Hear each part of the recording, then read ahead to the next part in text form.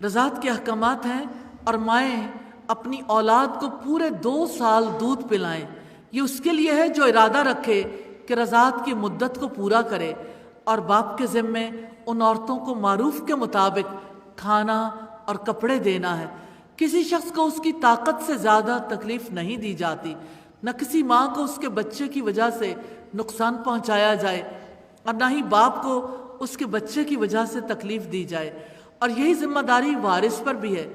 پھر اگر دونوں باہمی رضامندی اور باہمی مشورے سے دودھ چھڑانے کا ارادہ کریں تو بھی ان دونوں پر کوئی گناہ نہیں، اور اگر تم ارادہ کر لو کہ اپنے بچوں کو دودھ پلواؤ تم پر کوئی گناہ نہیں۔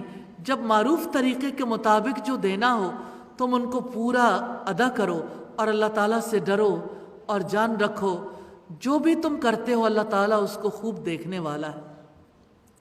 رضاعت کے احکامات ہیں، دودھ بچے کا حق ہے، ماں کا دودھ بچے کا حق ہے، اور ماں پر دودھ پلانا فرض ہے۔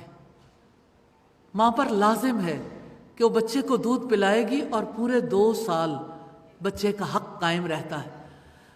اور اگر عورت کو کوئی طلاق دے چکا ہے تب بھی دودھ پلانے والی ماں کو کھانا کپڑا دینا ہوگا۔ اللہ سبحانہ وتعالیٰ نے یہاں واضح کر دیا ہے، نہ ماں کو تکلیف دی جائے نہ باپ پر دباؤ ڈالا جائے، اور اگر باپ نہ ہو تو دودھ پلانے والی ماں کا خرچ وارث برداشت کرے گا، اور باہمی رضامندی اور مشورے سے دودھ چھڑوا سکتے ہیں۔ جیسے کسی کی اگلی پریگننسی آ گئی یا عورت کی صحت کو خطرہ لاحق ہے، معاوضے پر کسی دوسری عورت سے بھی دودھ پلوایا جا سکتا ہے۔ ماں کا دودھ بچے کا حق ہے۔ عام طور پر آج کی دنیا میں یہ بات عورتوں کے ذہن سے غائب ہو چکی ہے۔ لوگ سمجھتے ہیں کہ پورے 2 سال دودھ پلانے کا اللہ سبحانہ و تعالیٰ نے حکم دیا ہے تو یہ جائز ہے کہ 2 سال تک دودھ پلائیں۔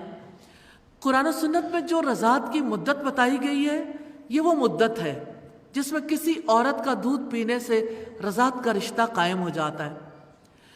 بہتر پرورش اور بچے کی مصلحت کے لیے 2 سال کی مدت پوری کی جا سکتی ہے۔ حافظ ابن قیم کہتے ہیں کہ ماں کے لیے 2 سال سے 2.5 سال یا اس سے زائد مدت تک بچے کو دودھ پلانا جائز ہے۔ حقیقی والدہ نومولود کو دودھ پلانے کا زیادہ حق رکھتی ہے۔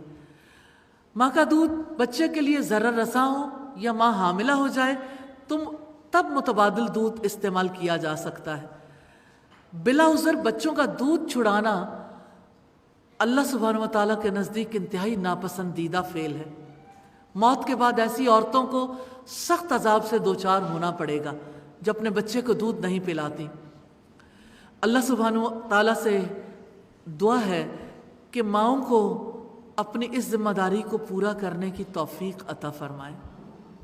نبی صلی اللہ علیہ وسلم معراج کے لیے گئے تھے تو آپ صلی اللہ علیہ وسلم کو ایک ایسے مقام پر لے جایا گیا جہاں عورتیں تھیں جن کے پستانوں کو سانپ نوچ رہے تھے۔